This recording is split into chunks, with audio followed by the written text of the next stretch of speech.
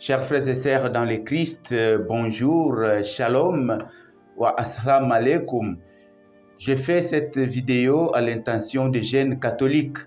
Cette vidéo se veut une motivation et une mise au point pour dire à la jeunesse catholique d'avoir les pieds sur terre, d'être critique, surtout sur les enseignements religieux ou des doctrines soi-disant nouvelles que nous entendons dans les réseaux sociaux, et aussi de certains pasteurs qui pensent qu'à force de crier ou de critiquer négativement l'Église catholique, cela fait d'eux des prophètes et des pasteurs crédibles, porteurs de la vérité.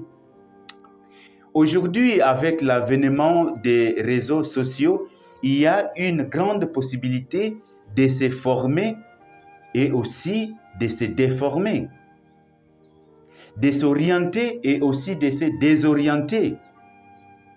C'est pourquoi quand on reçoit, quand on entend une information, qu'elle soit bonne, qu'elle soit mauvaise, la première chose à faire d'abord, c'est de savoir quelle est la source de cette information. C'est demander si la source de l'information est-elle crédible, est-elle fiable ou non. À partir de ce moment-là, on peut alors amener notre raison pour pouvoir réfléchir et faire la part des choses avant d'adhérer à une information ou avant d'adhérer à une vérité. Pourquoi j'ai dit ça? Parce qu'un jour, j'étais dans une rencontre avec des jeunes catholiques. Un jeune dans l'assemblée, il me dit, mon père, pourquoi l'Église catholique interdit-elle de connaître sa fiancée avant le mariage? Alors que nous avons entendu dans les réseaux sociaux, il y a un pasteur qui prêchait, qui disait que c'est pas vrai. D'ailleurs, lui, il nous conseille qu'il faut d'abord, entre parenthèses, goûter sa fiancée avant de doter, avant de donner la dot ou avant de faire le mariage à l'église. Alors, je lui ai dit, mon frère, la Bible condamne l'immoralité sexuelle. Et le sexe est fait avec une finalité, pour une finalité. Et la finalité du sexe, c'est quoi? C'est la procréation. C'est-à-dire continuer l'œuvre de la création commencée par le Christ, par Dieu lui-même. Et donc, quelle orientation donnes-tu au sexe avant le mariage? C'est juste un plaisir. Est-ce que la femme est-elle un objet de plaisir pour l'homme? Alors, si c'est comme ça, alors ce n'est pas la parole de Dieu. Parce que la parole de Dieu invite l'homme à respecter sa femme, à l'aimer comme lui-même.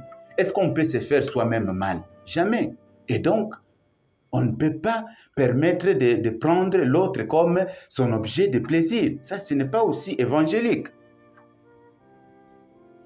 Et d'autres encore disent, surtout toujours des pasteurs, tous ceux qui prient le chapelet iront en enfer. Et alors là, ils demandent à les fidèles, donnez-moi un amen là-bas, donnez-moi un autre amen ici. Et les gens disent amen, amen, amen. Mais des choses horribles, des choses horribles. Des choses horribles contre cette femme, contre Marie, humble servante de Dieu qui nous a apporté le Sauveur au monde. Chers jeunes, ayez un esprit de discernement. Faites bien votre discernement sur tout ce que vous entendez, tout ce que vous écoutez dans les réseaux sociaux. Un autre jour, il y avait aussi un pasteur qui prêchait à ses fidèles en leur disant qu'il faut sortir de l'ignorance. Alors il leur pose la question, dites-moi, dans quel livre de la Bible c'est écrit « chanter, c'est prier 2 fois » Il pose la question à ses fidèles. Alors moi, je me suis dit, mais qui est dans l'ignorance? C'est lui qui pose la question, et peut-être aussi même pour les gens qui l'écoutent. Mais depuis quand cette citation de Saint Augustin est devenue biblique? Qui est ce pape? Qui est cet évêque? Qui est ce prêtre qui a dit que chanter bien, c'est prier 2 fois est biblique? Qui est ce catholique qui a dit ça? C'est une citation de Saint Augustin.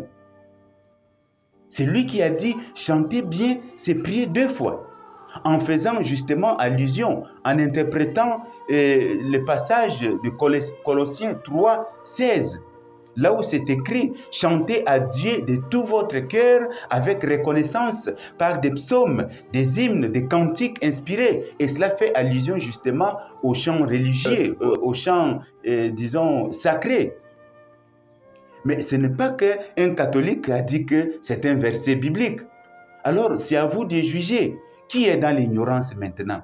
Parce que si vous-même, vous ne connaissez pas que c'est une citation de Saint Augustin et vous pensez que c'est biblique, alors là, c'est une ignorance. Et c'est pourquoi j'appelle encore la jeunesse catholique de faire attention à ce que vous entendez. Faites attention à la manière dont vous écoutez Luc 8, 18. Et Timothée, 2 Timothée 3, 14, Saint Paul dit à son fils Timothée, il dit, « Quant à toi, demeure ferme dans ce que tu y as appris et accueilli avec une entière conviction, car tu sais de quel maître tu l'as appris. » Les jeunes catholiques, vous savez qui est votre maître et demeurez fidèles à celui-là. Chers jeunes catholiques, vous avez choisi la meilleure part. Soyez fiers et mettez hors de vous toutes sortes de complexes. Dans l'Église, nous avons tout ce qu'il faut pour grandir dans la connaissance de Dieu et dans la connaissance des Écritures. Nous avons des personnes qui ont étudié la Bible, qui ont étudié la spiritualité, et ainsi de suite. Nous avons tout ce qu'il faut pour connaître la parole de Dieu et pour connaître les Écritures, pour connaître Dieu. L'Église catholique a une expérience de 2000 ans d'enseignement. L'héritage reçu des apôtres, ceux qui ont connu physiquement le Christ. Qu'est-ce que le Christ n'a pas dit? Il a dit, méfiez-vous des faux prophètes. C'est par leurs fruits que vous les reconnaîtrez. Et le Christ savait que cela arriverait. Et voilà, nous y sommes.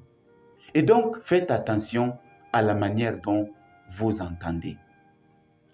Merci et partagez cette vidéo pour que d'autres jeunes aussi puissent entendre, puissent comprendre que ce n'est pas le fait de crier, ce n'est pas le fait de bavarder, de parler bien qui est important, mais il faut savoir quelle est la source de l'information. Les jeunes catholiques, nous avons tout ce qu'il faut pour grandir dans la connaissance de Dieu. Et donc, suivons le Christ qui est le chemin, la vérité et la vie.